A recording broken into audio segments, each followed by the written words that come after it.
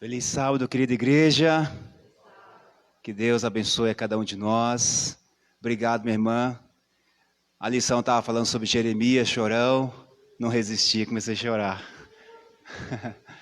É muita emoção a gente ouvir e sentir a presença de um Deus que nos ama, não é verdade? É tão gostoso. Fico tão feliz por ver vocês aqui. Nós quase chegamos a 100 pessoas nos assistindo aqui. Louvado seja Deus conosco. Estava ali respondendo eles, enquanto a lição estava sendo passada, fazendo algumas perguntas para eles, dando as boas-vindas. Mas olha que felicidade, viu? Seja que Deus abençoe cada vez mais esse ministério, né? Queridos irmãos, nesse momento eu quero aqui convidar o nosso irmão André, que é da Igreja Vila Formosa. Pode vir, André. Ele aceitou aqui o chamado para poder passar a palavra. Que Deus te abençoe mais uma vez, André. Ele nunca diz não, é uma bênção de Deus. Que Deus abençoe, André.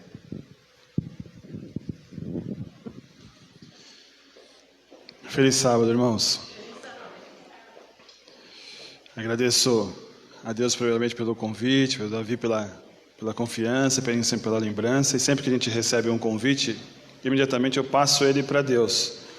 Porque em nós não existe mérito, e existe até conhecimento, mas conhecimento sem o derramamento do Espírito Santo para falar sobre a palavra de Deus é só um conhecimento. Ainda ontem à noite, já eram mais de 10 horas da noite, eu estava já deitado, e o Daniel Moura, que da igreja já veio pregar aqui algumas vezes, nosso ancião, me ligou, que quem ia pregar hoje na Vila Formosa era o Coronel Ricardo, que também já pregou para vocês aqui. E aí o Daniel Moura falou assim para mim: André, você pode pregar amanhã na Vila Formosa? Aí eu achei estranho, porque o Coronel, nós somos muito próximos. Aí ele falou, eu falei, o que aconteceu? Ele falou assim, o Coronel, o sogro do Coronel, pai da Magali, foi para o hospital com 40 graus de febre, e eles foram para Marília, e eu estou indo atrás de alguém para poder cobri-lo. Eu falei, olha, eu já assumi um compromisso com Vila Alpina, e espero que Deus conduza aí vocês. Ele falou, não, André, pode ficar tranquilo, não tem problema. Mas por que eu estou dizendo isso para vocês? Para vocês lembrarem tantas pessoas que têm sido acometidas por essa doença. O pai da Magali já tem uma idade, então vem uma preocupação muito grande. A Magali é enfermeira, correram para... Não falei com eles ainda, estou deixando como eles viajaram ontem, para depois ter mais informações. Então lembrem do pai da Magali nas orações dos irmãos. Assim como estamos reafirmando tudo o que foi dito até agora, vamos fazer uma oração. Querido e bom Deus que habita no mais altos céus, Pai amado, aqui, Senhor Deus, é a Tua casa. Senhor Deus, assim como a Tua casa está cheia do Teu Espírito, Pai amado, encha nesse instante os nossos corações. Mova, Senhor Deus, a nossa mente, o nosso corpo, para que possamos entender a Tua mensagem, Senhor Deus, que é para todos nós essa manhã. Pai, toca as nossas vidas, toca as vidas dos nossos amigos que estão em casa nos assistindo, Senhor Deus. Estenda a Tua mão poderosa a cada um deles, a família, Senhor Deus, que eles possam sentir a Tua presença, o Teu amor, a Tua, Senhor Deus, esperança para cada um de nós. Tudo isso nós te pedimos em nome de Jesus. Amém. Cumprimentando o pessoal de casa, um feliz sábado para todos. Que Deus nos conduza mais uma vez na abertura da palavra de Deus. Antes de a gente começar a nossa leitura, eu vou tentar ao máximo ficar aqui atrás. A irmã Silvia me indicou, falou, olha, ali atrás para ficar no foco. Então a gente vai se adaptando. O que antes, no começo, eu não conseguia sair daqui de trás, depois que a gente acostuma a sair de trás do púlpito, agora vamos ficar fixo para poder viver essa nova realidade. Irmãos, hoje faz mais ou menos, acho que em São Paulo, pelo menos 5 meses que nós estamos num período de quarentena. Eu, pelo menos, desde o dia 23 de março, não vou trabalhar. Então, vão aí 5 meses numa realidade diferente, limitado, fazendo pouquíssimas coisas, porque a verdade é, quando você está em casa, tudo está funcionando, comércio e outras coisas, você pode ir e vir, ok. Até você fala, poxa, eu gostaria de trabalhar em casa, mas aí a realidade é diferente. O fato é que nós ficamos prisioneiros, se eu posso dizer assim, dessa doença, dessa situação, que não só acometeu a cidade, o estado de São Paulo, mas o mundo inteiro. Mudou. Nós mudamos a nossa realidade.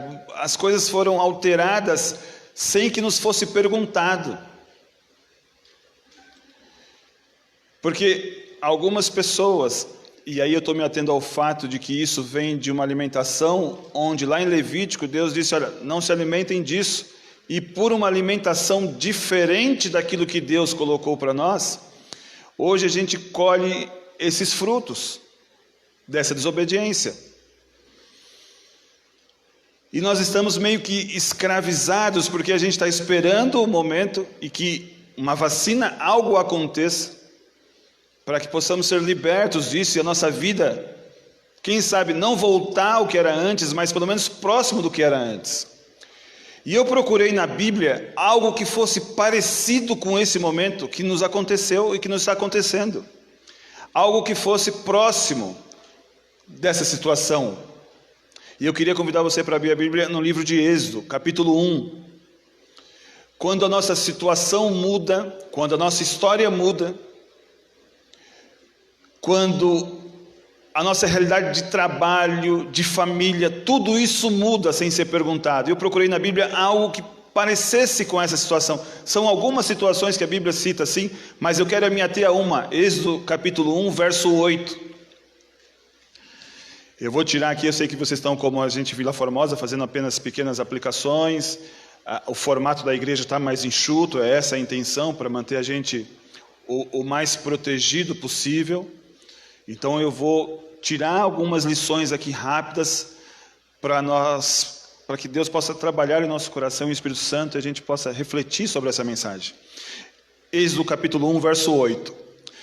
Levantou sobre o Egito um novo rei que não conhecia nada sobre a vida de José.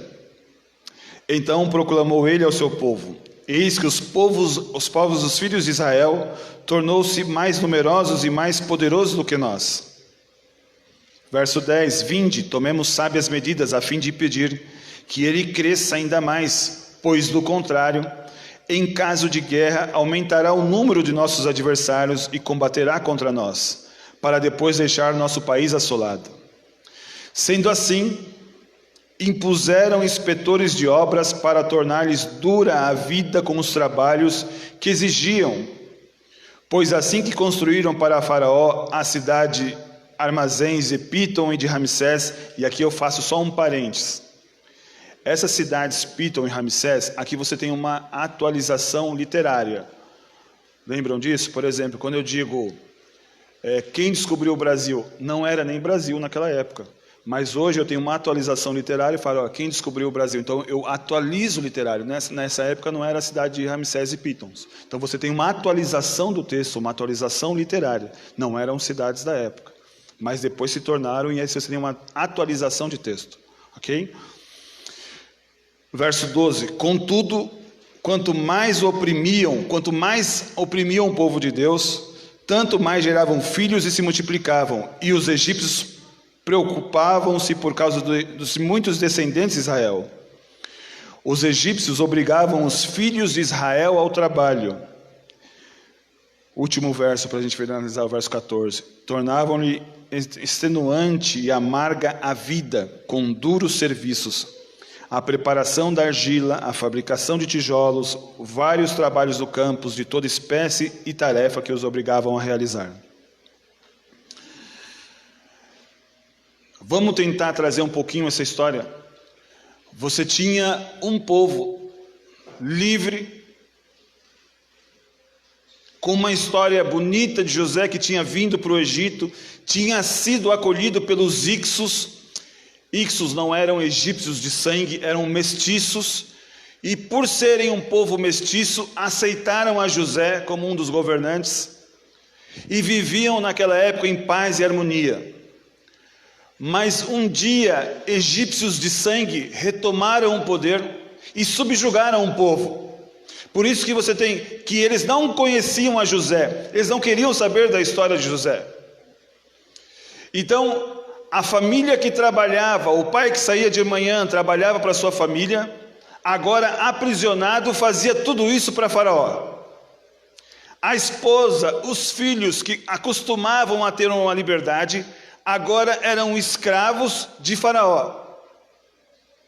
A vida mudou.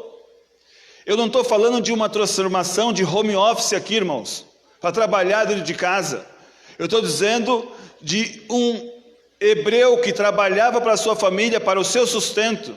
Agora fazia tudo isso, amassando argila, barro, palha, fazendo tijolos para construir uma cidade para Faraó.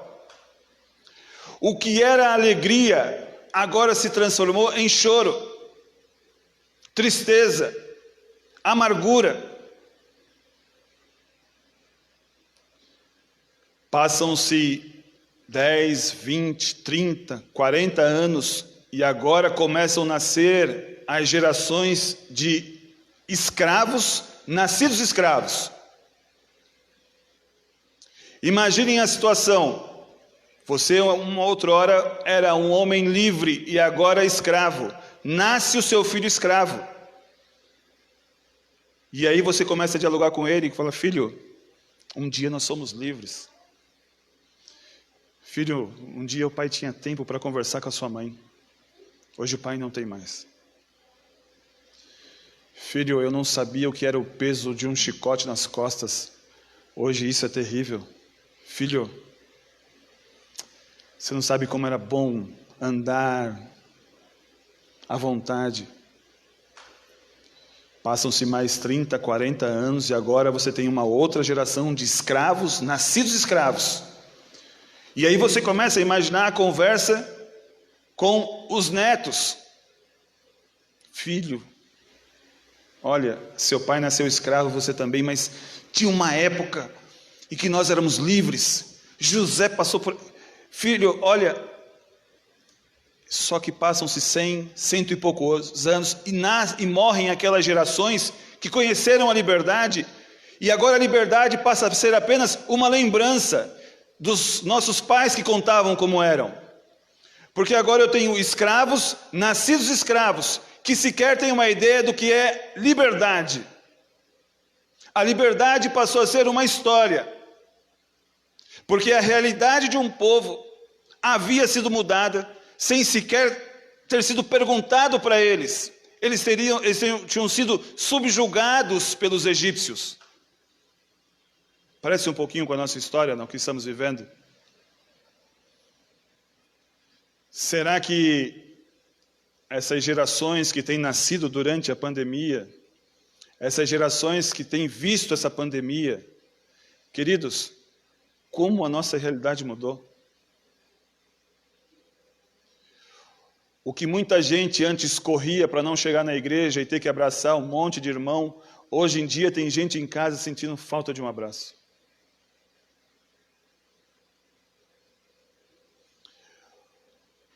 O que tinha de pessoas fugindo de reuniões de família e almoço chato em casa, hoje quando passa o carteiro quer conversar, sente falta. Antes o que tinha de irmão sem querer sair para distribuir um folheto para falar de Deus, hoje está em casa pensando: puxa vida, quando acabar essa quarentena, eu vou fazer... não, eu não vou ficar parado no banco da igreja. Eu tenho uma realidade de pessoas que conheciam a liberdade, mas que morreram e gerações nasceram, e agora a liberdade era apenas uma lembrança. Assim como o mundo, antes de pandemia, para nós era uma lembrança de como a gente ia e via, e ficava tranquilo, sossegado, frequentava bares, restaurantes, ia trabalhar, sem preocupação. Tudo isso ficou na lembrança dos hebreus. Passam-se 100 anos, 200 anos, e você tem escravos, nascidos escravos. Eu posso imaginar, irmãos, e aí eu posso falar isso com todo respeito, quantos escravos temos aqui hoje? Porque quando você estuda esse tema e você se debruça sobre esse tema, você descobre que existe alguns tipos de escravidão. Mas a escravidão espiritual, a escravidão que traz os nossos pecados, os nossos costumes e as nossas paixões, são feitos por correntes muito mais fortes do que as correntes físicas. Talvez eu estou falando para pessoas em casa, pessoas aqui na igreja, que talvez essa madrugada olhando para o teto, dizendo, meu Deus, por que minha vida é assim? Estou feito um carro atolado, patinando na lama, minha vida espiritual, minha vida não muda. Eu tento, eu batalho. Talvez com a esposa dormindo do lado, pensando, puxa, por que eu fui me envolver com aquela outra pessoa? E agora?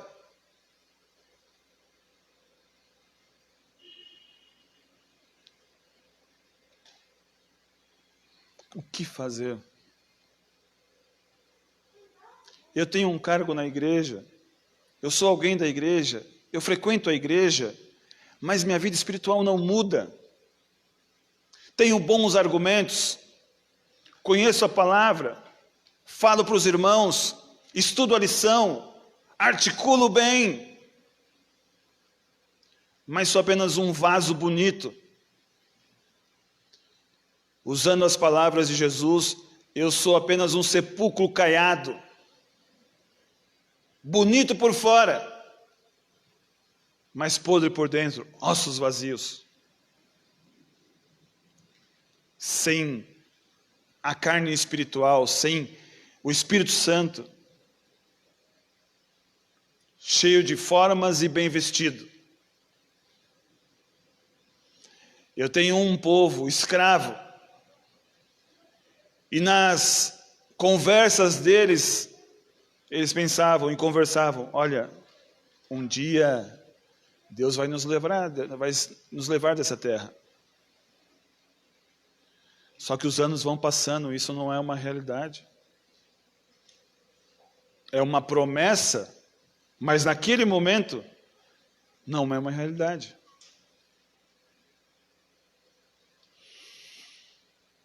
Posso imaginar um hebreu amassando barro, palha, tudo que ele vê é barro, palha, sujeira. E no momento de desespero, ele olha para o céu e fala, Senhor, é isso que o Senhor tem para mim? São amigos meus morrendo nessa pandemia. É o desemprego, essa sujeira política, onde as vidas são o menos importante. É essa sujeira, é isso que o Senhor tem para mim? Antes dessa situação, eu e meus filhos, nós fazíamos judô. Eu moro em Santo André e a gente decidiu fazer judô, e eu, para interagir mais com eles, tirei um tempo para brincar com eles de judô. E aí tudo isso aconteceu esse ano e nada. Só que quando a gente começou a fazer judô, a gente conheceu alguns meninos e eu fiquei, por ser iniciante, fiquei junto com os meninos ali. E fiz amizade com um menino de 12 anos. Um menino bacana, educado, da Assembleia de Deus. Um abraço para os nossos irmãos da Assembleia. E esse menino brincava, às vezes o mestre colocava a gente para lutar, para ensaiar ali o que havia sido ensinado na aula. E ele era faixa amarela, algumas faixas acima da minha, e ele meio que me ensinava. Faz assim, não, segura assim no kimono. E eu ia prestando atenção, ia falando, mas um menino muito educado. 12 anos de idade. E tem 1 mês e meio, 2 meses mais ou menos, que foi acometido pelo corona e teve a sua vida terminada.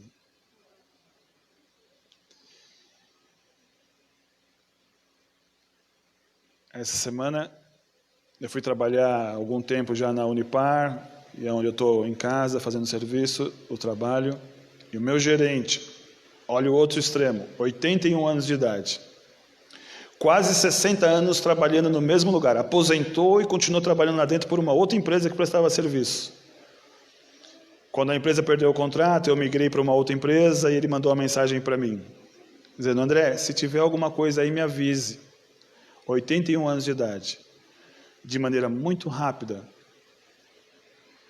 foi entubado e também não resistiu e quinta-feira descansou. Um católico, sincero dentro daquilo que ele conhecia. Quantas histórias talvez vocês também não conheçam de pessoas próximas a vocês, que talvez tenham partido. Por que eu estou trazendo esse pensamento? Quantos escravos hebreus vocês acreditam que morreram debaixo do chicote egípcio? Quantos não foram esmagados por pedras enormes? Quantas mães se debruçaram nos seus filhos escravos, pedindo a Deus liberdade para os seus filhos?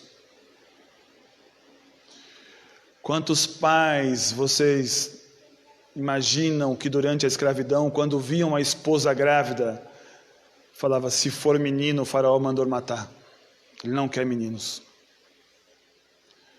Quanto choro, quantas lágrimas.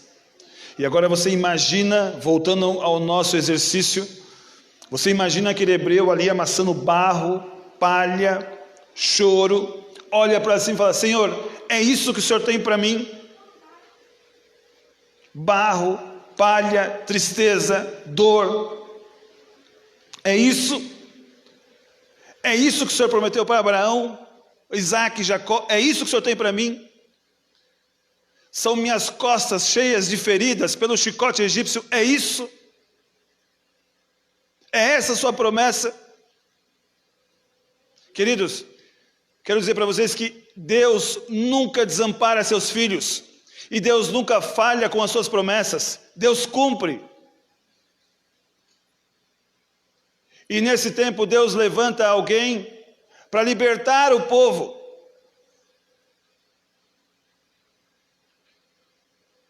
E eu pergunto para vocês, quantos de nós estamos dispostos a abandonar a escravidão e seguir para a nova terra?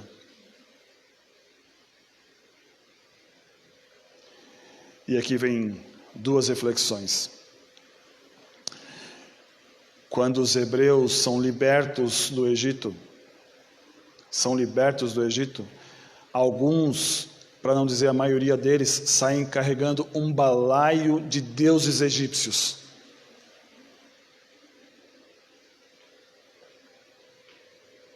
Saíram do Egito, mas trouxeram os costumes do Egito.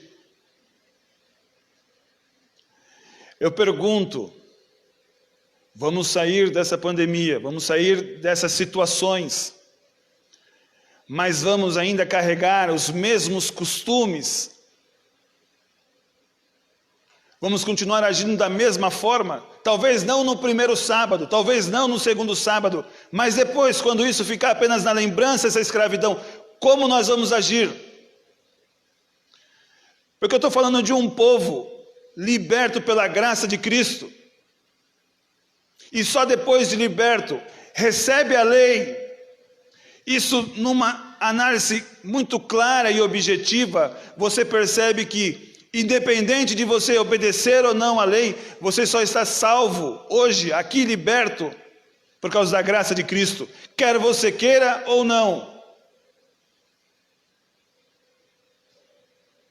Deus só dá a sua lei para um povo livre e que tenha condições de dizer: eu vou seguir ou eu não vou seguir, mas não mais escravo. Se decidir ser escravo, é uma decisão sua. Porque homens, mulheres e crianças, idosos, saíram do Egito, mas ainda era possível ouvir as correntes espirituais presos. E durante toda a peregrinação, você percebe isso. Logo no começo, quando o mar é aberto, eles passam 3 dias depois reclamando de sede, dizendo para Moisés: era melhor ter deixado a gente lá, agora os animais vão morrer de sede, sentindo falta do chicote egípcio, das panelas de carne, do costume egípcio. E vocês lembram, a água era amarga e a água se tornou em água doce. Quantos milagres eles não viram? Ô povo de dura cerviz!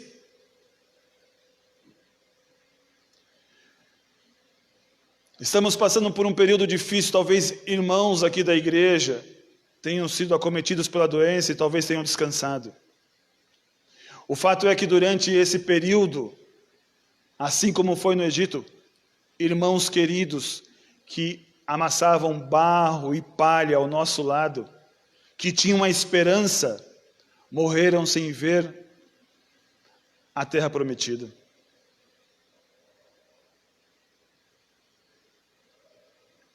Moisés morreu sem poder entrar na terra prometida. Viu ao longe do Monte Nebo e caiu. Mas guardado por Deus, depois lá em Judas você vê a ressurreição de Moisés, algo fantástico, para entrar na nova terra, na Canaã celestial. Como nós vamos passar, ou como nós estamos passando,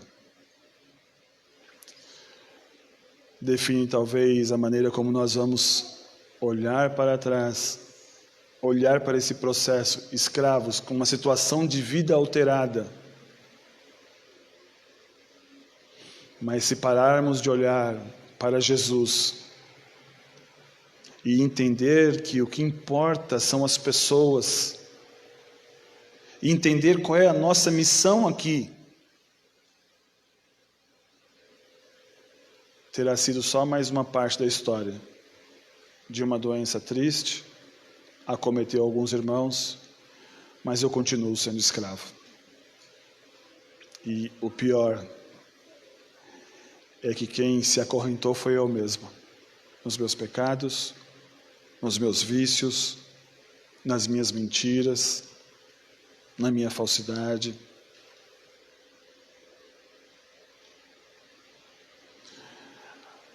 É o tempo talvez de ligar para um irmão que está em casa, um irmão que não está aqui, e se Deus tocar no seu coração: olha, eu errei com aquele irmão, de pedir perdão.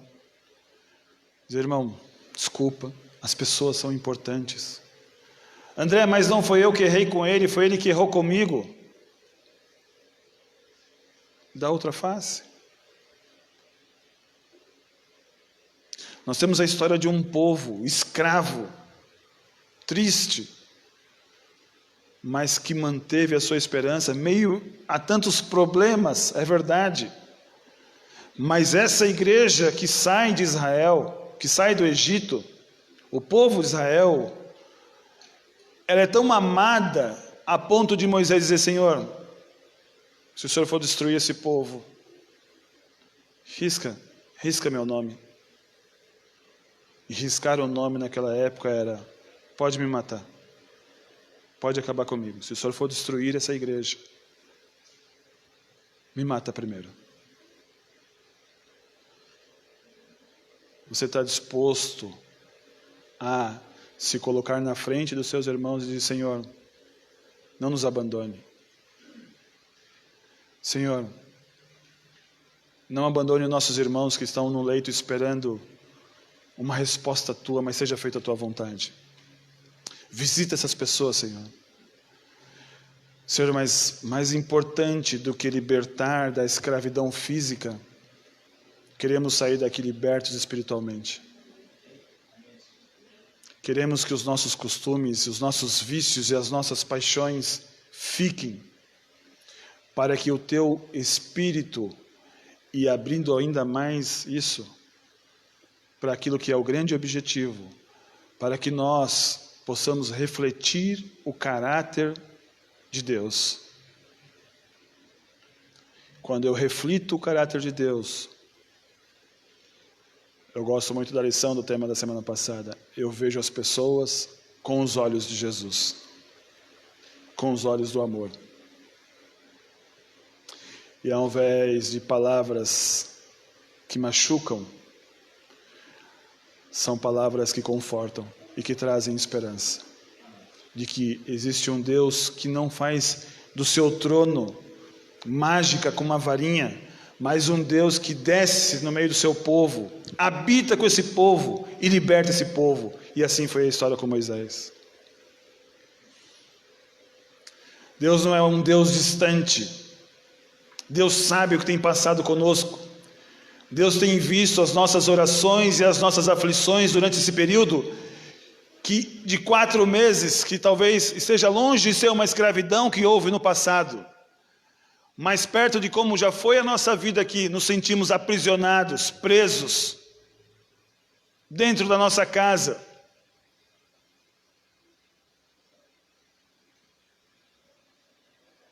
E muitas vezes com dificuldade de refletir de que Deus está no controle de tudo. E se Deus está no controle, nada pode estar descontrolado. Eu espero do fundo do meu coração, assim como eu disse para a igreja de Vila Formosa, eu espero do fundo do meu coração que saiamos desse momento mais fortes espiritualmente do que entramos, com o nosso foco menos embaçado e mais focado em Cristo Jesus, que abre isso para as pessoas, aproveitando as oportunidades, buscando, salvando, nos tornando pescadores de homens, porque a rede que nós vamos usar é o Espírito Santo, e ela traz esses homens para dentro da igreja. Lembre-se, você é muitas vezes a única Bíblia que as pessoas aí fora leem. E se alguém que não tem a mesma fé que você, que eu, chega para nós no momento desse e diz, e aí como estão as coisas? A gente se desaba numa lamentação. Imaginem essas pessoas que não têm ou não tiveram a oportunidade de conhecer a Jesus como você conhece. Nós temos que estar felizes e certos de que Cristo está no comando e a nossa vida está em suas mãos. Encerro essa manhã com a frase de Jó: Deus deu, Deus tomou, bendito seja o nome do Senhor. Que Deus nos abençoe, irmãos. Amém.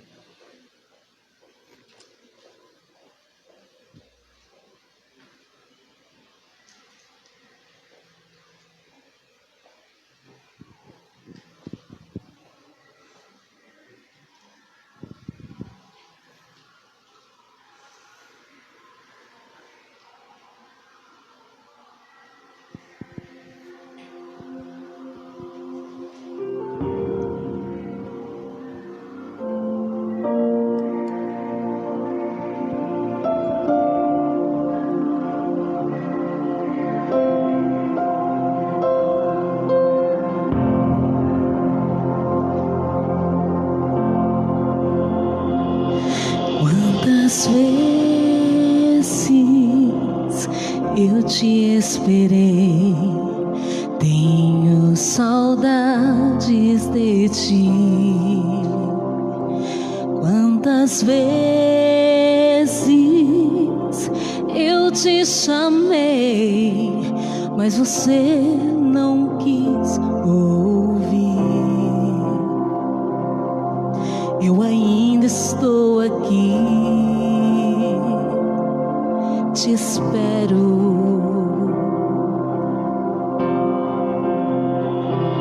Quantas lágrimas eu chorei por ti, vendo você se ferir. Eu queria muito te ajudar, mas você não me deixou. Eu ainda estou aqui, te espero.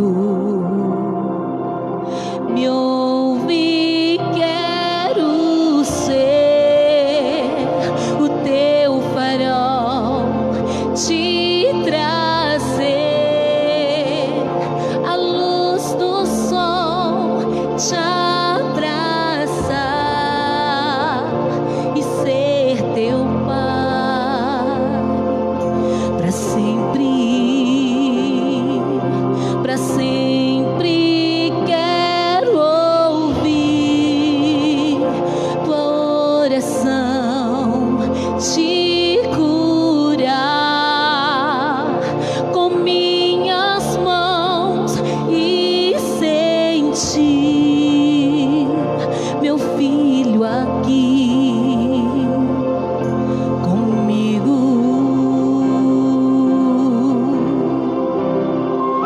Eu te espero.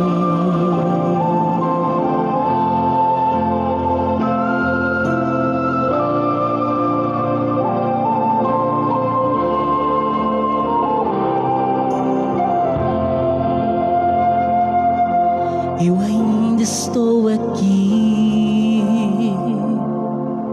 te espero. Me ouve, quero ser o teu farol, te trazer a luz do sol, te abraçar e ser teu para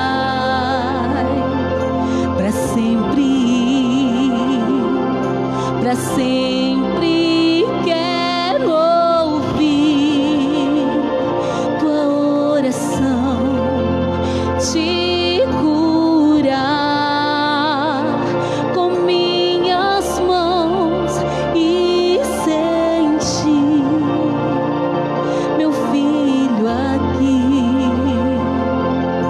comigo.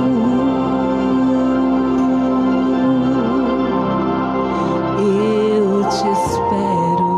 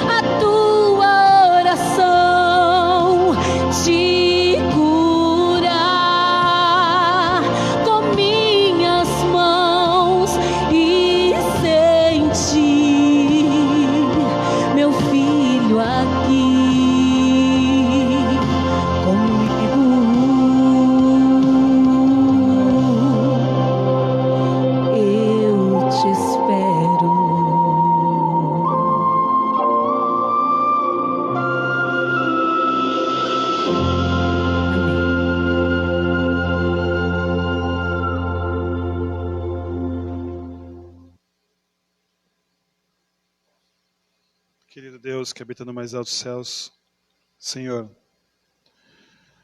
com a certeza, Pai amado, que Tu estás esperando a cada um de nós, pedimos pelo Teu poder e por Tua misericórdia, Pai, pelo trabalho do Teu Espírito Santo em nosso coração, que possamos, Senhor Deus, sair daqui mais não como escravos das nossas paixões, das nossas tendências, mas, Pai, livres pelo Teu poder, por Tua graça e por Teu amor.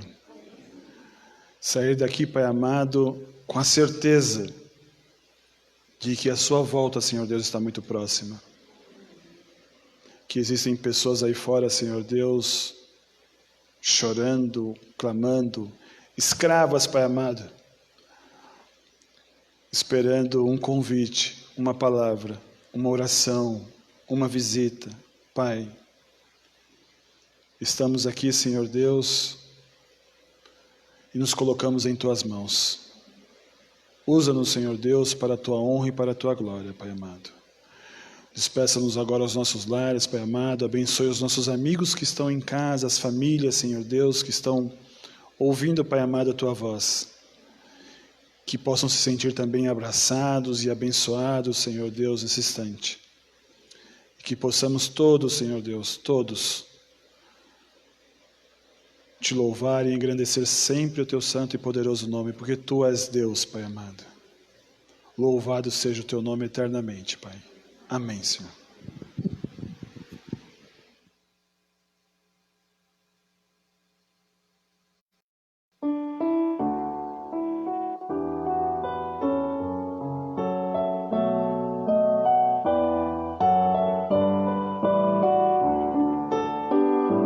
Ao sair deste santo lugar,